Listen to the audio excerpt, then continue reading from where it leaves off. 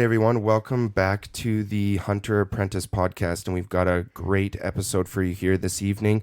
I'm the host here, Mike Friesen. Got my co-host Jeremy Braun with me, and we've got a few special guests on the show tonight, which I'm really excited to have a panel here tonight. I'll introduce them in a second, but our topic is going to be hunting and filming. So it's a topic that's talked about a lot, people wanting to film their own hunts or start a TV show or something. So we figured we'd panel this thing and talk about our experiences with that. And we'd like to thank our sponsors, Backcountry here in Fort St. John, Kill and Sticks, premium carbon fiber arrows, and also Hell's Half Acre Coffee. So thank you to those guys.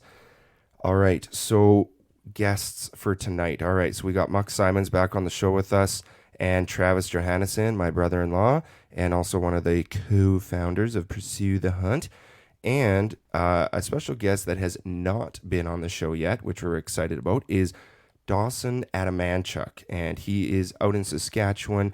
He has been a part of our show more or less behind the camera as our camera guy out in Saskatchewan, and also out here in BC last year. He made the trip out for us as well. So thanks for being on the show here tonight, guys. Yeah, absolutely. Happy to be part of it. Excited. All right. Thanks for having me. You betcha.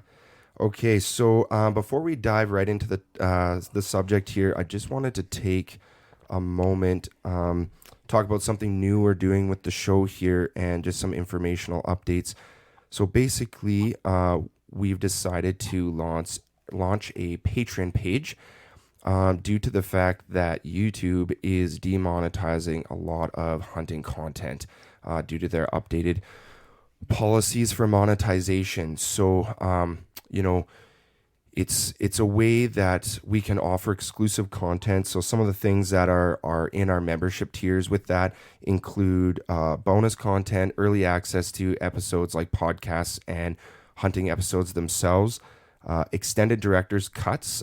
We've actually got a few of them in queue that are going to be coming up on the Patreon page, which are great, new, never before seen footage, unaired stuff, some behind the scenes, some comedy stuff that we decided to throw in there. So some cool stuff there, and some live stream Q&As that only patrons will have access to. So biggest reason why we moved it over there is just because of the demonetization with YouTube.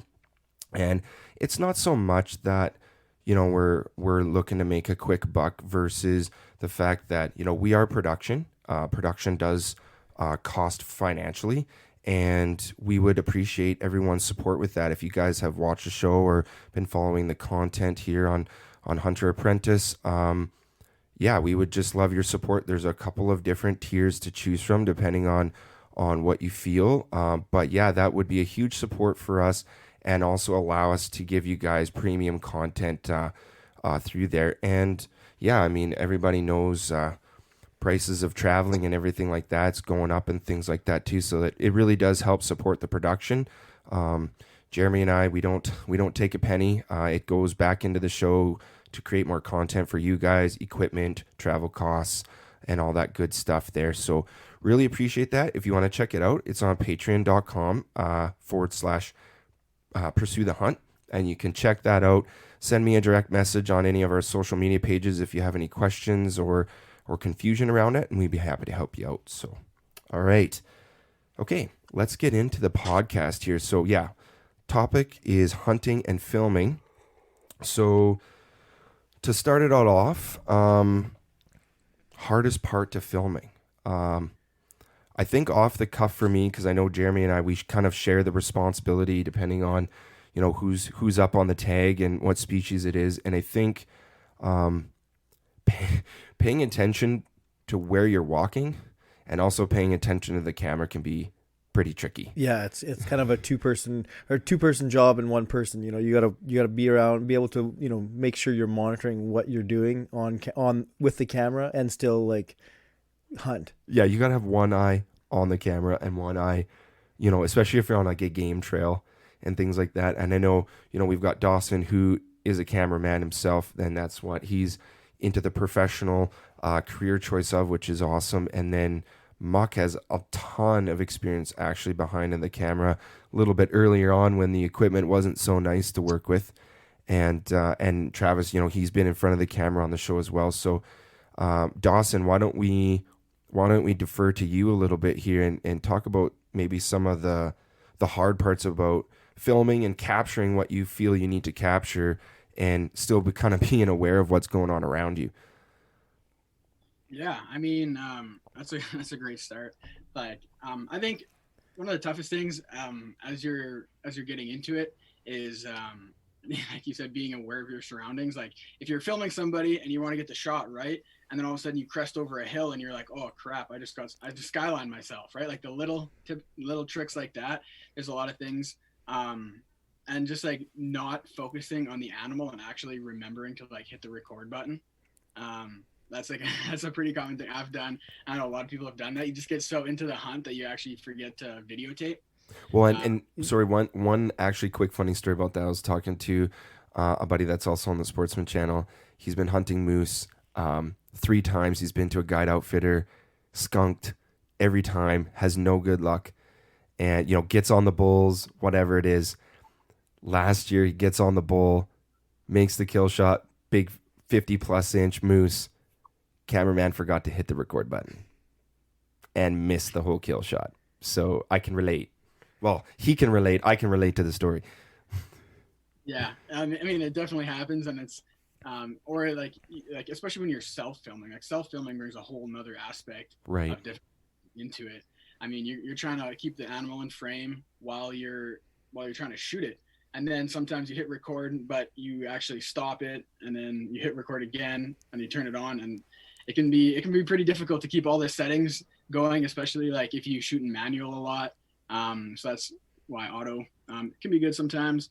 And even just like as far as difficulty filming, like sometimes it's tough to put a story together. Like some people, you forget to do something, or you forget to film a shot, and then you just can't go back when you get back to the house, and you can't go back to the field and film that. So definitely like not shooting enough content is a difficult thing.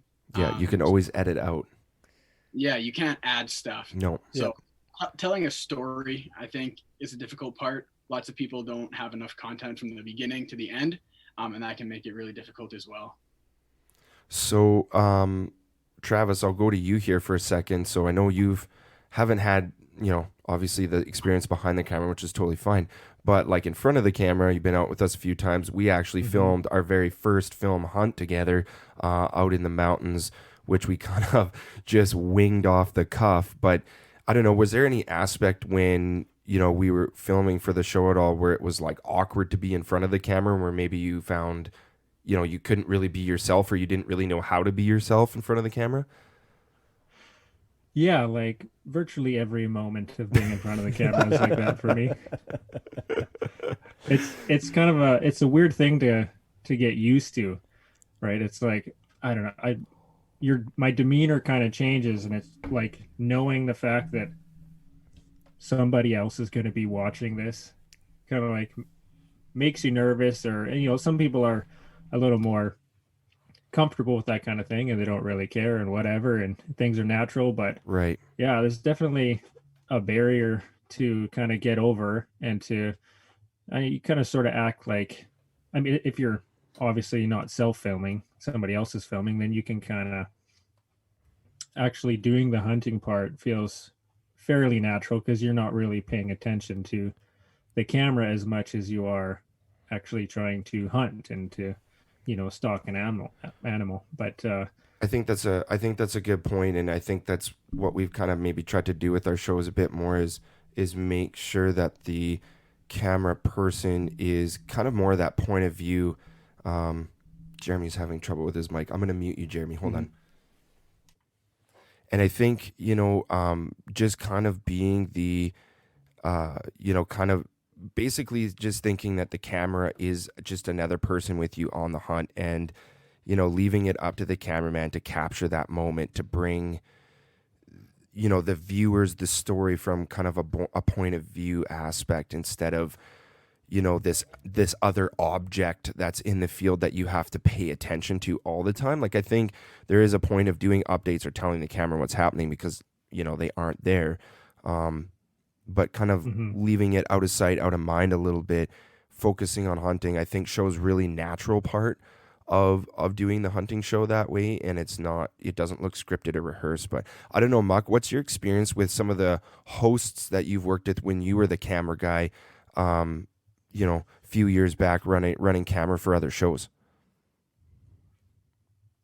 Well, for me, it started off. You can hear me, right, fellas? Yeah, you betcha.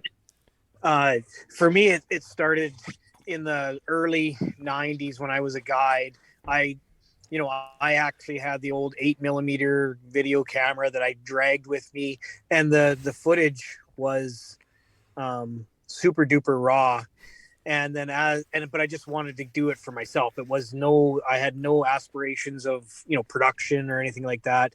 But as the years went by and I got a little bit better equipment, I found that it was a lot more natural for me, and I got better at the camera work while guiding still. And then in the late 90s, early 2000s, I did a ton of freelance video work where I bought, a Canon XL1 and wireless mics, and I did lots of where people would call me and hire me to do that. Because one thing that we haven't talked about yet is you can be good at a cameraman and you can be a good hunter, but you sort of have to be them both to really really good at an outdoor show or anything like that. Because I know lots of people that are excellent at running a camera, but they don't understand the hunting aspect of it. I think that's why, I've been with Dawson on several hunts now, and I think that's why he's really good at running the camera, because he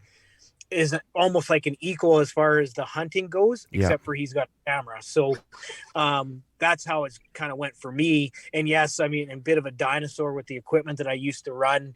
And then I sort of stepped back from it. I mean, I did things like I went to Mexico and videoed an archery desert sheep hunt and a desert mule hunt. And I've done some pretty exciting, big hunts as far as running production goes. But I for myself find it very comfortable even to be in front of the camera. All the years of doing public speaking for doing seminars and stuff like that has just sort of conditioned me that I feel very comfortable. I don't unlike Travis, like he said, he was not very comfortable at all. I'm the opposite. Like what you see on camera is the way I am in real life. And it's an easy transition for me to be in front of a camera or to speak to people. I don't find it difficult. One thing that I will say is I don't get nervous, which is weird because I get nervous for other things, like if I'm in a hunting or a archery competition or something like that, I'll get nervous. But when it comes to being in front of the camera or in front of a crowd full of people to speak on or something like that, I don't get overly nervous. And I think it just gets back to so many of those seminars that I've done, it just comes natural for me. And another thing that I don't get is I don't get starstruck when there's celebrities around and stuff like that. So it doesn't sort of trip me up or anything like that. I just sort of roll with the punches. And so for me, when it comes to filming, it just comes super natural. And I love being behind the camera. I try to film almost everything that I do, except it's really difficult if you're solo hunting and you don't have the right gear. It's really, really difficult to film everything. I've had some camera mishaps, like you guys were saying right at the beginning of the program. My son killed a giant antelope with a muzzleloader this year, and I got all the footage except for the last 10 seconds of the kill shot.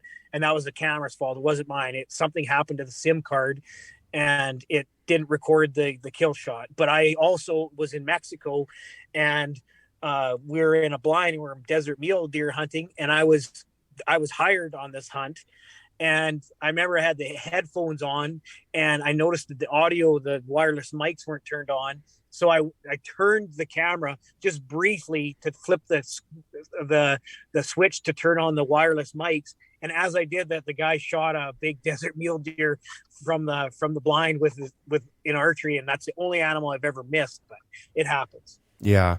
No, and I mean, there's always an aspect of human error, or animals not reading the script, or ever reading the script. Yeah. But I think, definitely with I was gonna say, like, maybe that's why Travis gets so nervous, because when he hunts with celebrities like me and Jeremy, he gets all worked up. It's Gets all worked up. It's a stage fright. It's a stage fright thing. Yeah, I get it. It's all good. No, that's an excellent point, Muc, about having some hunting IQ when you're behind the camera, because especially when you're bow hunting, when you're spot and stalking, when to move, when not to move, how to move, that is so critical. I mean, playing the wind is obvious, but I mean, I'm going to give a shout out to my daughter right now. Like, we were filming last year, and she was 10 at the time. She's 11 now, but she loves running camera. She just kind of like gravitated toward camera work and stuff, and I've let her come along and shoot some footage. And I entrusted her with coming out with me, spot and stalking a mule deer with my bow in agricultural fields and getting the kill shot on camera. And the morning of, we blew 3 stalks on the same group of bucks in the same general field and windrows. Before we finally intercepted them, we got into 6 bucks at 20 yards and killed a buck, and she got everything on camera. And I was more excited that she got all the action than I was about killing the deer, because I was so proud of her, and the fact that, we had gone over what to do. When I was laying in the grass, she was laying in the grass, and I told her, say, when I pop up and draw, you got to pop up and get that camera on that deer. She did exactly that. She didn't over zoom. It was money. And I mean, if you caught the episode this year, it's going to be going up on our Patreon account here once everything's done airing on Sportsman Channel. You'll see it. Like, she got it all. I mean, it happened fast, so I did a slow-mo clip of it too, but she got it all. And she's only 10, but she's been technically coming out and hunting with me since she was 6. We've shot a lot of deer together, and she's starting to learn the importance of not just shooting the animal, but how to get to a position to be able to have the opportunity. So, awesome. Anybody else? Go ahead. Another thing with that, Mike, is when you have somebody running the camera that you don't know, or maybe you're unsure of their abilities, or maybe they're not a good hunter, what happens is it affects your hunting directly, because you're always wondering if, you're forever looking behind you, and you're like, get up here. Or, it's really difficult to concentrate on the hunting when you don't have somebody that either you never worked with or you don't trust, because that's why being a good hunter is such a important part of being a good camera guy, is because then you don't like with Dawson, for example, and I'm sorry to keep, pumping his tires. Yeah, pumping your tires, Dawson. But when the stuff that I've seen with you is you're right there. You don't have to be told.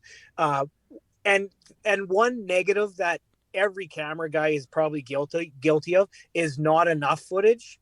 And you can always cut that out, but you can never make it up. So one thing that we all are guilty of is, like Dawson said, we kind of get wrapped up in the hunt. Lots of times we're not getting enough content. Yeah, no, for sure. I know doing some filming, it's been, you feel like you're waiting for the shot, right? Like, no, you need to like get the before the shot and stuff like that. All the B-roll, so you can just filter through it. Yeah, and I know me and Mike have definitely experienced having inexperienced hunters or semi-experienced hunters being cameramen and being like, okay, no, you need to be here. No, you need to like, you looking need to over keep the up. shoulder. You're always like, okay, are they coming? Or are you, like, hey, yeah, you want to get those long way shots, but it's like, okay, yeah, now you need to be here with us. Like, you can't just dawdle behind us taking these long scenic shots. Well, and if you want those long scenic shots, I mean, I'm not a fan of this, but You can do it after the fact. Like there are shows, including us, where we've shot some of the B-roll we've used after the shot to put in before the shot happened. Just because we're like, oh man, we should go back and just get that one shot later. But we don't let it actually affect the continuation of the hunt until we know the hunt is actually over for the day or that we've been successful, and then we can go back and reshoot something. You know, you got to be careful with time of day and weather a little bit, but you know, I was going to say that too, where I will take an expert hunter who kind of knows how to work a camera versus an expert cameraman who doesn't have any experience with hunting. Yeah. 100%. Well, yeah. 100%. Dawson, did you have anything to add to that quick before we move on? Oh, I don't think so. I was just going to mention what Muc had talked about, and like one difficulty can be for sure is just like the how in sync a cameraman and the host or hunter is. That's kind of what I was going to talk. Muc touched on it. Yeah. Yeah, and I'd say like even just communicating, like it's you know, a lot of times me and Mike will be out hunting and we can kind of like, yeah, you go there, we'll, you know, like we can just kind of eye contact and make kind of, where with the cameraman you need to like the SWAT team does, you know, you give hand signals. Yeah, it's like you need to have that kind of that quiet communication or whatever. But if you have, you know, somebody you haven't hunted with for one, never mind filmed with before, it's like, okay, so let's all stop. Let's like, this is the game plan. You don't need you to do this. You need to do that. It kind of does hamper on just hunting, right? You kind of have to make a game plan and stuff like that. Well, and that's a good point, because one thing I have done before is I've made a shot list. You know, especially during first season, we were learning just how to make a hunting show. Yeah, like what scenes we needed, what kind of B-roll we needed, or whatever. I mean, this is more specific for a hunting show. If you're just filming so you can go back and watch your hunts later, some of this may not apply to you, but it will make your filming better. Is we started out making shot lists. Okay, we need to get, you know, the truck rolling off the driveway and then rolling up on site. We don't need to get too much travel in between. You know, we want to do an interview before we start, you know, into the coulee or something about what the game plan is. You know, just things like that to keep the audience motivated to keep just watching. setting the stage kind of a thing. Yeah, too, setting right? the stage, letting them know what's happening. You don't have to, you know, play out the weather. I mean, people can also watch the show and understand what's going on, but they don't know your game plan. But so if your game plan is to go into the coulee and you don't go into the coulee, but you said you're going into the coulee, that screws people up too. So They'll call you out on that. yeah, having a bit of a shot list or even a mental shot list. Now we've kind of have a mental shot list of what we need, which is a lot more efficient. But getting started with that to get into a groove of what you want to get, what you don't need, what you need more of, really will just turn into more of a rhythm as you do it more. And that's the whole point. I mean, even for Travis, you know, feeling uncomfortable initially, I'm sure when Dawson started out, it was a lot different, is the more you expose yourself to filming and hunting, being in front or being behind the camera, the better you're going to get at it. I mean, I know that's kind of redundant, but it is very true, especially because there are a lot of people that get super stage fright when they get in front of the camera. I mean, I even know you, Jeremy, like you've really grown even from the first to the second season, being just a lot more comfortable and stuff like that. So, okay, moving on. Let's, if you got a story about this, has filming ever actually come in between you being successful on a hunt? Like if you would have not had the camera with you, you would have had success, but you had it with you, therefore you blew a stock or you missed a shot or something. All the time. All right, Muc, give us an example. One example. No. It's probably all the ones I've been on. It's always comes down to the time of day. Okay. And usually the camera guy gives you that we're done when the weather or when the light is too dark. And that's, of course, what time do the animals generally come out? Right. Right. Oh, did we lose Muc? Hello? There you're back. Oh, there we go. I don't know if you caught that last part, but I was just saying, like, the camera guy always gives you the look, which gives you the we're done look. And what time do the animals come out? Right at dark. Yeah. Yeah, no, that's true. And I mean, I've talked to other hosts that have had that issue where they've literally been out all day, haven't seen their target animal or any animal or whatever. And, you know, 5 minutes after they turn the camera off and they're walking back to the truck, there they come out on the field or something. And you know what? If you're making a TV show, you do want to make sure that you're not just producing crappy night footage. But at the same time, it depends what your goal is. And I mean, I've tried to not let this get in the way of what we do, and bearing the audience in mind as much as we can is this is hunting.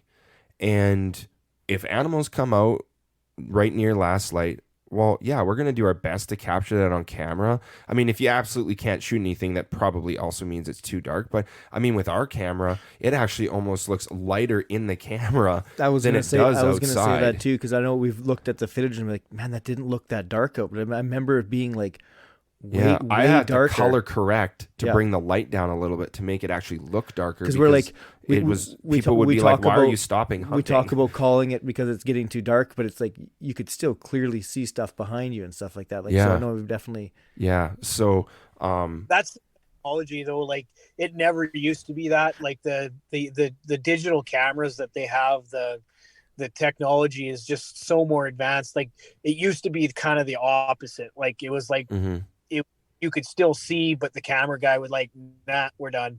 Yeah, no, and that most likely is just technology and the advancement in cameras. Yeah, just the aperture of letting the more light in, 4K, 6K cameras coming out.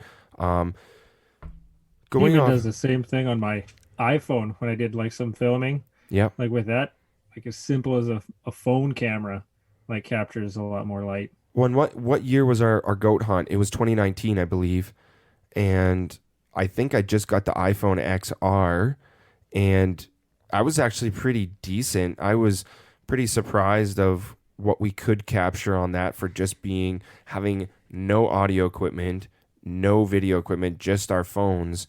We could capture sunrises. We could go pretty late in the evening, or we would just turn like one of our headlamps on if we had to. And then we had that cool glowy light in the tent. Mm-hmm. Yeah, I remember that. I actually rewatched our episode the other day. I was like, man, like this was like the first thing I ever uploaded on YouTube. And it was awesome. That's actually how okay, so off topic for a second. That video is actually how we met Muc Simons, because he commented on that video and he was like, oh man, I used to hunt up in that area. This video was so awesome and blah, blah, blah. And I commented back, and that's literally how we met Muc Simons, and now he's been on our show, on the TV show, and he's going to do some filming with us and for us this year, and he's on the podcast and stuff. So, that guys, that for a first run at the can, that was a fantastic hunt, and I thought you guys did an amazing job. Well, there's the plug. So if you haven't checked out our YouTube channel, make sure you go check it out, Pursue the Hunt, and you'll have to go back in the video archives to 2019. And there's not that many. I think I have like 87 uploads. And check out the goat hunt, because, yeah, it was super fun. Me and Travis were successful. I'll spoiler alert it, so people go watch it. And, we did a DIY goat hunt up in northern BC, hiked in off the highway, and had a blast. So go check it out. All right. Travis, I wanted to touch on a couple of years ago, 2020, you and I went up past Lillooet, and we were doing some scouting for some goats, possibly some bighorn, some muleys, and we were thinking about doing a hunt up there, which I still would like to actually get back to that area. For sure. What are some of the things, like, we did the turkey hunt last season together. I'd like to maybe even do, without spoiler, I'd like to maybe do like a late season mule deer hunt with you this year, and I know you're going to come up here for a sheep hunt. What are some of the things you've enjoyed about having the camera with us versus maybe some of the awkward moments? Has there been any hey, this is kind of cool moments? Yeah, I mean, it's a lot of it after the fact is the coolest part, right? Like being able to look back at the footage and relive the events is, I think why a lot of people do it, right? Even for themselves or so other people can enjoy it as well. I mean, it adds a whole nother dynamic to hunting, and it's fun. It's enjoyable, right? It's just the times where the camera, it's like staring right at you, and And you're trying not to look at it, but you're like, I You're know it's right there, and you're like, I'm gonna it's like, pretend I'm gonna still look hunting. past the camera, Yeah. but not at the camera. See, that's when I usually just make it awkward if I'm feeling awkward, and I look at the camera and give it a little kiss or a little eyebrow up and down, kind of make it awkward. Make it uncomfortable. Well, that's for just everybody. how If professional if you you're gonna wanna be look uncomfortable, everybody else must be uncomfortable, right? Right? Yeah, Well, and we always are around Mike. So it's good. Somehow it's I gonna think be Dawson can also somehow it's speak gonna to be that. uncomfortable. Yeah. I can You can attest to that. wholeheartedly. I love you too, Dawson. There is something about hunting and being together and filming, and you get in each other's bubble, and you kind of test each other's patience. Yeah, and I mean, my thing around it, like, I mean, more than anything, it was like the TV show thing kind of came along, and I'm glad we're doing it and still doing it and stuff. But I mean, for me, it was really about the memories. I wanted, pictures are great, but I love watching back the footage. Like, I love watching it, and especially you captured such different moments than obviously a picture's just one still moment, and you catch those things. And when we released the director's cut of the waterfowl episode we did last year, like, there was so much we couldn't put in the TV episode just for time length, and I took out some of the bloopers and things like that, right? Because it doesn't really flow with the TV storyline. But the director's cut gives you so much more actual of an insight to who we are as people and the TV show. It's less edited. It's more raw, Yeah. Absolutely. And I mean, Dawson did a great job capturing those moments. We got lots of excitement, a little bit of frustration. Man, like, yeah, there's some good moments on there. I sent everybody the link here that's on the show last night so they could preview it, and yeah, it's it lets you know who I am a little bit more, especially. But my dad was able to come on that show, and we were able to showcase him a little bit more, which he's been a huge supporter of the show, which is awesome. So gonna give him a shout out, and it's great to have that support. That elk hunt that Dawson did. Yes. B-roll of me running the 3 miles back to the truck. You didn't have the camera rolling. I didn't have any footage of that. Every step I was cussing, and That's probably why we wouldn't have used it. What happened to the audio? What happened to the audio on that part there? Yeah. why is the old guy running back to the truck? Hey man, you know what? If you wouldn't have offered, I would have went. Oh, well, it was really weird because, now that the TV episode's aired, we can talk about it a little more. But so Dawson, you shot the elk. You actually made a good hit on it. I mean, let's all talk about how tough elk are. And then you even got a second shot on it. Muc and your dad kind of pushed it out of bed. You got a running shot on it, and then your gun brass jammed in the chamber. So talk about that a little bit. Talk about what was going through your mind. Because I know you even looked at the camera. I cut that out of the TV episode, but you looked at the camera and, like, you can just stop filming now. So, like, talk about that moment a little bit of, like, the elk of a lifetime. Your gun's jammed. You got a camera in your face. Like, that's a little bit of a high pressure situation. Yeah, I'm usually not a violent person, but I almost was. No, like, as far as, like, well, to start with, like, elk are tough, man. Like, I thought I hit them far back. And then when I was gutting them, I actually straight up double lunged them. Yeah, you looked like you got a little, like, the back third of the double lung. Yeah, well, so the first shot was right through the center of the left lung. Okay. And then I took out the whole back third of the right lung. So I double lunged them. And I was surprised because I thought, I was like, oh, I must have caught the back of the lung and a liver, but no, it was a straight up double lung. And then the second one but no, so we went walking up there. And like, we didn't give him like an hour like maybe we should have, but because we saw the herd of like 9-10 cows and the raghorns come up the other side, and he was nowhere to be found. Like, he wasn't with them at all. Yeah, so he went and buried himself. Yeah, because he was stumbling over the hill the last we saw him, and we're like, okay, he's down. So we gave him like 15-20 minutes, and we're like, that should be plenty. We go up there, he's not there. So then I'm like, all right. I started to get a little nervous. Muc and Dad go off to the side and push him. I stay up high just so I can get a shot. I move over, and all of a sudden I hear him take off. I was like, you've got to be kidding me. Mm-hmm. So then I go running over, get a clear shot, and I had a little window and then I had wide open. So I'm like, I'm gonna try and force a quick shot through the little window, hopefully like hit him good, and then if I need, I'll have like 150, 200 yards Right. of room to knock him if needed. So I get the one shot off, and I go to reload, and I can't even open, like the bolt won't come back, and so I'm starting to get pretty worried. And then finally I get the bolt open, so I'm like, okay, sigh of relief there. And then all of a sudden the shell doesn't come out with it. And man, I've never been so defeated. Like the bull of my lifetime, I'm standing 110 yards away from him, and he's just standing there, beds down, and I have no gun. I can't do anything. And like you said, I think my exact words were, "Hey man, you can stop filming now." Yeah. Like I was just absolutely crushed. And that's part of it. Like when you film, it's real. It's raw. Yeah. There's is what it is. As much as it is kind of, for lack of better terms, sucks in the moment.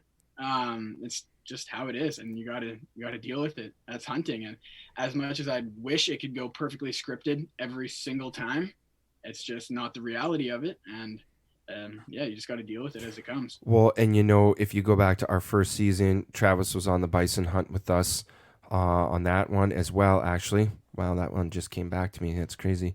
We didn't have any success on our first trip out there. I managed to be able to go back myself a couple of times to the outfit. Last weekend of the season, end of January, I'm at the outfit. Last day, we get on the bison. We're inside of 100 yards, and I'm using someone else's rifle because I didn't have a 30 caliber, and rules regs in BC is a 30 caliber, certain grain of bullet, 180 grain bullet. And, so I had dialed it in and stuff. Like I had shot it, but I was on standing sticks, pulled the trigger. It was a good hit. He was really slow at the back of the pack, stopped. I got a really hard quartering away shot on him. We bumped him out of bed a number of times. We tracked him over 12 kilometers, lost the blood trail, lost the bison. And I couldn't believe it. Like, I was so devastated. And, the guide was like, dude, we're so far back in here, we're not going to pack him out. Like, we can't get horses in here. Snow's too deep. We can't, it's just so far out. And also just, we lost the blood. The tracks that we were still following had hooked up with, several other bison. So now we didn't even know what were hitched tracks. It was done. And I was really contemplating not airing it because I was like, oh my gosh, I'm going to get crucified, yada, yada. And I was like, you know what? We need to show this in a way that, we showed we did everything we possibly could to recover this animal. But at the end of the day, sometimes that's just the way it goes. And it sucks. And you feel bad. Like, as a hunter, we're also conservationists here. Let's not forget about that. Like, we're conservationists. We are the ones that want the ethical kill the most. And, I knew I had put 2 good shots on that bison. And, and I also knew that they were tough animals. And that's just the way it went. And when we showed it, man, I will be honest with you. We got so many positive comments from that episode that they're like, oh my gosh, like a real hunting show. And thank you for showing what really goes on out there. And, and then they're like, oh, I lost a moose a couple years ago. Same thing happened. We searched it for 3 days, out in the mountains and yada, yada. And at the end of the day, we're out there in their environment. They're survivalists. They have a will to live. And sometimes it just sucks. And I know this isn't really about filming and hunting, but it's a part of the show, right? It's what we show as real hunters, and we want to make sure that we're not giving people a false sense of what can happen out there. And going to elk, me and a friend, we were out hunting in the mountains for elk there. My buddy shot one. We let it bed down, didn't let it bed long enough, bumped it. It ran a mile, died in the river. We had to pull it out of the river. Yeah, it swam went across the river twice. Yeah, well, tried to swim back after we shot it a number of times. Died in the river. We recovered it. The initial shot, right through the heart. That thing went a mile into the river with a hole in its heart. No joke.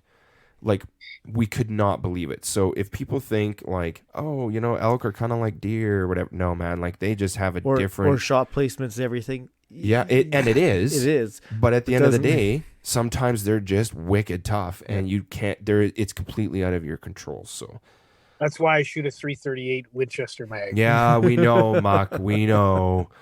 Hey, Yeah. fellas, thanks for having me. I've got to go pick up my son from archery. Hey, Muc. Well, thanks for being on the show tonight. I knew it was going to be a short one for you, but we appreciated your input, and say hi to Rye for us. Yep, I will. Take care, All right. fellas. Take care, See you Muc. later. Have a good one. All right. So, yeah, no, that was awesome. Thanks, Muc, for being on the show here tonight. And, yeah, man, I could just talk hunting stories all night, but we'll kind of keep it back on track here with filming. And yeah, I think, you know, kind of moving to a little bit of, I'd like to talk a little bit about cameras. Oh, go ahead, Travis. Oh, I was just gonna say maybe you should go into like for people who want to get into it, what kind of like minimal equipment are you kind of looking at to get into filming? Because I mean, right after our goat hunt, right, and we're like, hey, we want to start filming our hunts. I was like, okay, sweet. What do I have? I have a phone, right? So it's like, Yeah. right, and then so that rest of that hunting season, I was trying to sell film on my phone, and it's like you realize the limitations of Mhm. what something like that can get you, right? It's like, oh, I can get wide shots, but I can't zoom worth a crap. I'm not going to get any sort of kill shot, right? Like, Well, I think that's actually where I was going. I was going to camera styles next. So that's awesome, Travis. Maybe Dawson, I'll let you start this one out, and then because he's the camera guy, and then we can add in a little bit from our experiences as well. Yeah, let's talk some tech. Yeah, buddy. So, like, realistically, if you have a new iPhone and a GoPro, you can put together some pretty decent shots. The new GoPros, you can film 4K 120, you can film 5.3K. So, I mean, and when you crop that in, so like film out of wide, you can zoom and crop in, that's still 1080. So Right. you're still shooting pretty high quality stuff, especially if you're just going to put it on YouTube or for yourself to send to some family members. But as far as like cameras, whether you go handheld for a big zoom, you can get pretty good camera that shoots 4K for $1,500, and Yeah. it's going to have a mic on it. So that's pretty good if you go the camera route. So like I shoot on a Canon EOS R, the mirrorless. It's got a bigger sensor, better for low light. I'm going to be upgrading to the R5, which is really good for filming. You can film 4K, 6K, 120, 60 frames. So there's a lot in that aspect. But just getting into it, I mean, I started on the mirrorless RP with a 24 to 240 lens. So I got that whole setup for $2,200. I ordered a $60 mic off of Amazon, and that was my setup. So with my 240 zoom, you can zoom in pretty good, like up to 100 yards. You can have a good filled frame of a deer, right? And for me, I do a lot of archery hunting, so that's more than enough. Right. With the 24 millimeter lens, on the low end of that zoom lens, it's really wide angle, really. So when you're in tight, you can still capture like the whole thing from 20 yards. The whole hunt works really well, really good for waterfowl as well. The only downfall on that lens is the f-stop is like 4.6 to 6.4 something. So what's an f-stop for people like me that don't know what an f-stop is? So the f-stop is like the aperture. So the amount of light let in and the focal.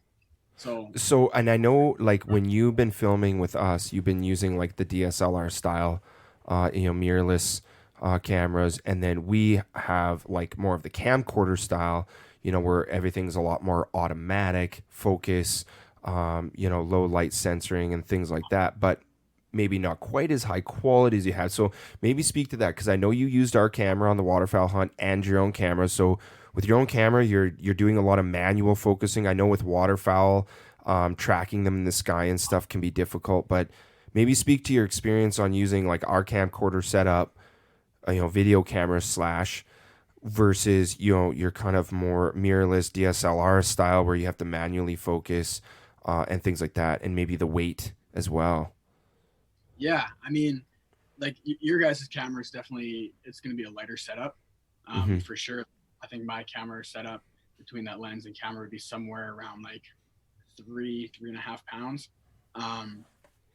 And whereas your guys's would be like significantly less. It's just Yeah, we're under 2 pounds. Yeah, exactly. So, but with the battery. Yeah, I have one of yours, by the way. But we leave them all over the place. Yeah. But I know that when you guys came to Sask, we were having some problems with the focus in the sky. With our camera.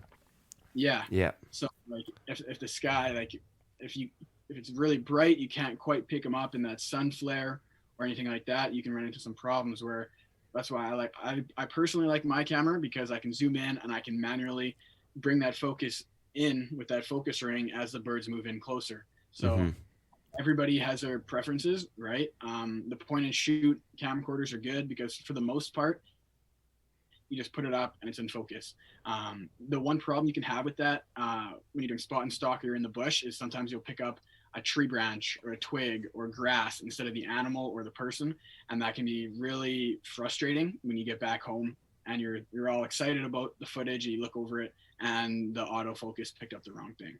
Yeah. No, we definitely have noticed that, like this, especially bush hunting and stuff like that, when you're trying to look through the trees and you're like, no, not those trees. I want the elk back there. Well, and we have figured out that ring on the front, you can do some manual focus with that. But just the positioning of that ring, it's awkward. It is kind of awkward that way. But again, looking at, budget wise as well, where, Dawson, you're kind of, in the profession of camera work, we're as a production company where we look for camera guys like you, and we also do our own filming, is that, like our setup camera, and then we have like a Vidigo, a Rode mic, shotgun style with a dead cat wind buffer on the top. I think we're all in for under $1,400. That's with a couple extra batteries and an SD card. So that's pretty budget friendly, and it's 4K. We can shoot up to 4K on that. Now, for people that are just doing it for home, family, even just YouTube, you don't have to have 4K. File sizes are much larger in 4K. I mean, you won't be able to crop like Dawson was talking about, but you can only upload into YouTube at 1080p. So if you're just shooting in 1080p, you're fine to upload to YouTube, and you won't lose any resolution as long as you're not cropping or over zooming, which can keep it a lot budget friendly. Because if you just keep to camcorders that are 1080p and not 4K capability, you go much lower in price. And for someone that's just looking for memories purposes and get some good footage, your whole setup can still be easily under $1,000 if you're going to keep it to 1080p. Now, if you're going to do more show style stuff, or you have sponsors and your production quality needs to be amped up, either budget in hiring a camera guy like Dawson who knows what he's doing and is a hunter, or be prepared to purchase some high quality equipment and learn how to use it. Because at the end of the day, you need to, whether you know what you're doing or not, your audience and your sponsors expect you to put out some sort of quality. And I have learned that even if your content isn't the greatest out of the gate, but you have good video quality and you have good audio quality, it's much more watchable. But if you have amazing content, but you can't see it or you can't hear it, I'm not watching it. So, do pay attention to that. Like, don't think, oh my gosh, I need to be this epitome gold star hunter before I can do filming. No. Just make sure you have the right gear for the application that you're going with. Now, to speak on what you asked, Travis, too, I'll talk about audio a little bit. I am not a fan of wireless mics, like lapel mics. When you're taking layers off, putting layers on, reclipping things, moving and like, you're hearing that all the time. That's not for me. And they don't pick up ambient sounds very well. Like I think I tried to shoot half of an episode with a lapel mic one time. We were elk hunting, and we did that for elk hunting once, and it was so bad. You couldn't, like, we were bugling with elk, and I was like, oh man, this is gonna be great. I go back and check the audio. I'm like, you can't even hear them. Like, the elk did not pick up on those lapels at all. Through that little tiny shotgun mic that we have on our thing, we can pick up an elk bugle from like a half mile out. Yeah. So when you're running gunning, which hunting often is, you're moving places, things are happening fast. shotgun mic is by far the way to go.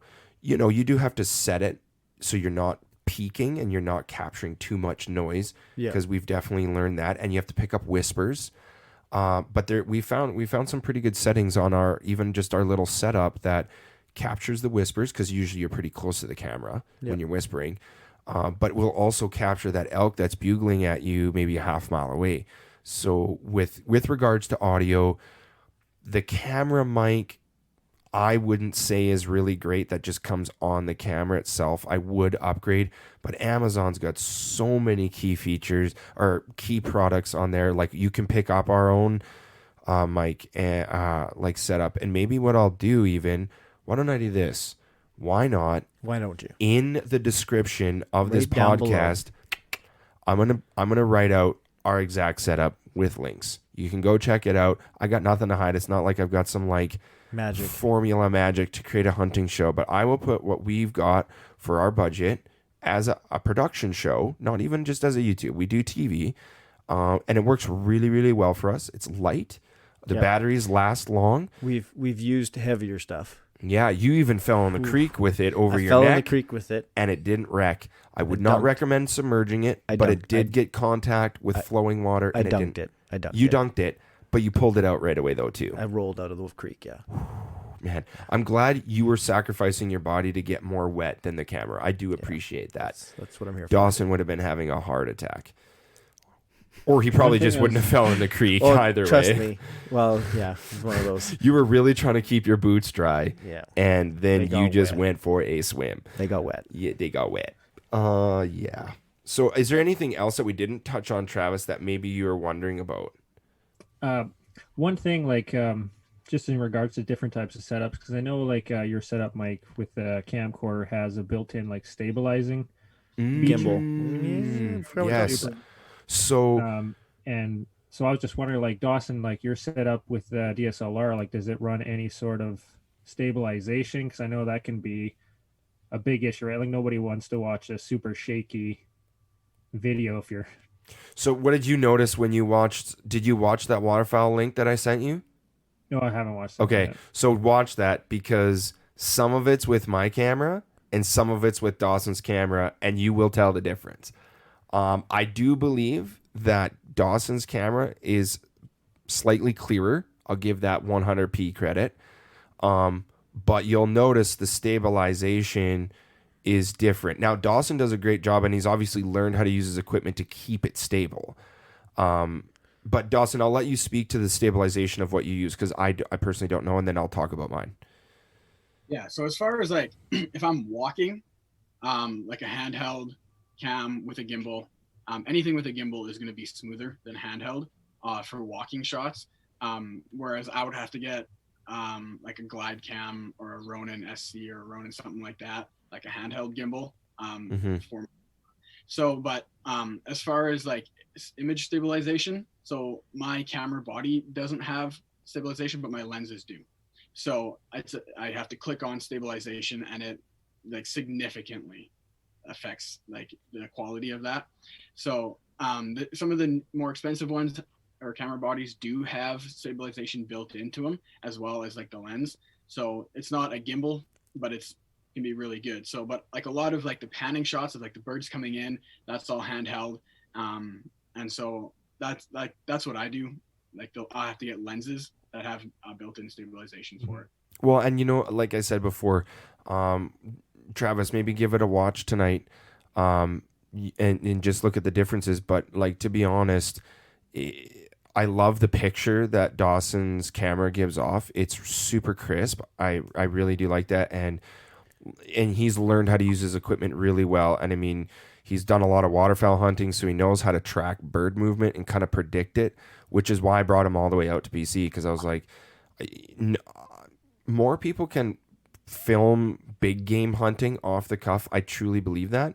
But waterfowl hunting is a different game, and I know some people may not, that's not their cup of tea, or upland bird hunting, or don't give it maybe the respect that it does deserve in terms of camera work. But waterfowl camera work is probably some of the hardest hunting camera work out there, because the sky has no reference points. Often it's overcast or it's clear blue.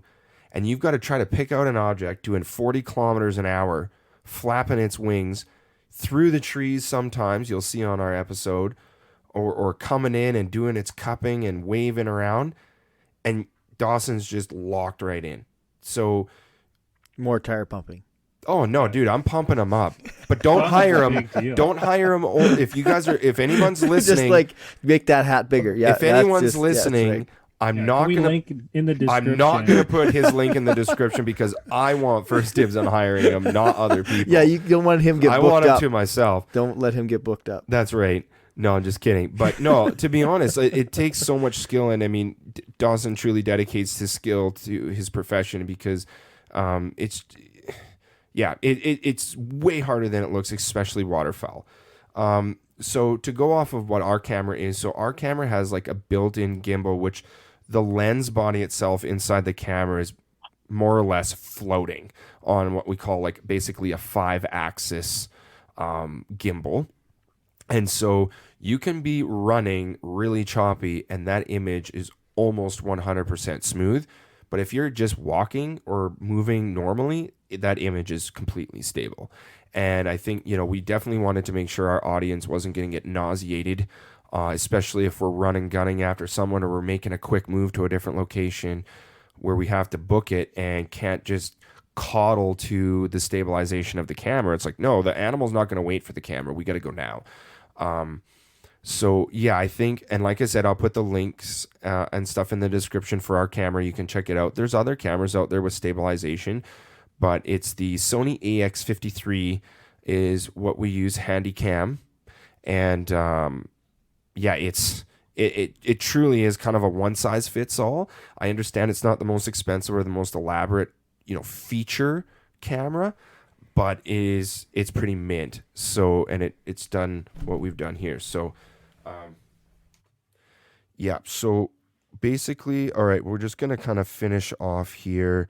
I did want to talk about a little bit in terms of the TV show itself, just the costs. So the cost of it, and I've got this question asked of me before, is what's the cost of hunting versus the cost of filming and hunting? Well, to be honest with you, it doesn't have to be that much different if you're just doing it for yourself or just for YouTube. But when you're doing it with sponsors for TV and you're upping your production, the cost is not just hunting, and it's a production. So production involves equipment upgrades, traveling, which is fuel, hotels, food, all that other stuff, and Dawson's profession, fits right into this, just in with his photography stuff, obviously, as well. And I've done the math. I've looked at our budgets. I know what I've spent before on trips or hunting expeditions without filming them and stuff. I can truly say once you add in the cameras or cameraman costs with additional food or extra travel, post-production costs like editing software, etc., I put it around 2 to 2.5 times the cost of doing it without. So if your trip, let's say, costs you $1,000, it's going to cost you $2,000 to $2,500 to do the same thing and put an episode together for TV.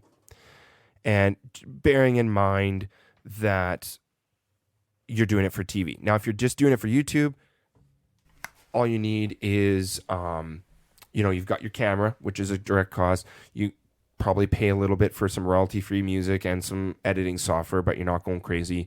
So maybe like 1.5 times the cost, maybe initial setup costs. And then after that, it's maybe not costing you extra, but I'll tell you what, like with the way fuel prices are going right now, trips to Saskatchewan are going to kind of make me pucker the cheeks a little bit. I think might have to try to get like 2 or 3 episodes at one go here just to kind of make the travel cost worth it. Cause like our fuel costs alone are going up, 30-40% almost. Right, so pursue the hunt Prius. We need an electric car. We need. No, okay, so if any sponsors are talking out there, Yeah. if you got an electric vehicle for just the trips, to take to Sask, that'd be awesome. No, I'm just kidding. But not really, truly. Pursue the Hunt Prius. You know, gas prices are high when Tom Brady has to come out of retirement. Yeah, he's I like, saw that see, the other day. Yeah. So, like you're saying, as far as like just filming for yourself, like honestly, if you had something like a Tacticam and put it on your gun or your bow, and you can get a 40-60 times zoom or a GoPro and hold your phone in front of you while you film, or even just get like a Canon T6i, something like that, a Rebel, like you can get off Amazon, they're a couple $100. Yeah. And then you can get a decent lens for a couple $100 too. So for like $700, you could have a half decent camera and a pretty decent lens. Buy them used. And then as far as video software, like use iMovie if you have a Mac. Yeah, or Final Cut. Like honestly, Final Cut has been so good for us, and it's a one-time purchase license. It's $400, but it's only a one-time cost. Versus like there are other subscription type software out there as well where you have to pay continuously. And like Final Cut comes with, Apple updates, and things like that too. So yeah, sorry, not to cut you off there, Dawson, but yeah, no, that's a good point. Like I run all Adobe. Like I have a Premiere Pro, but I also use Lightroom and Photoshop and everything else. Like, with your photography. So that's why I went that route. But like, if you don't want to spend the $400, like save that money and buy a better lens, and then just use iMovie instead for a while until you can save up. Like it doesn't have to cost a lot to film your own hunts and put together something for YouTube. No, like, and I was going to mention with that, you can scale up. You don't have to like go take out a loan for 10 grand just because you want to start off at the top. First of all, you're probably not even going to know how to handle that type of technology anyways. Something point and shoot from Best Buy or Amazon, that's, a brand name and, a good microphone, like a simple shotgun mic.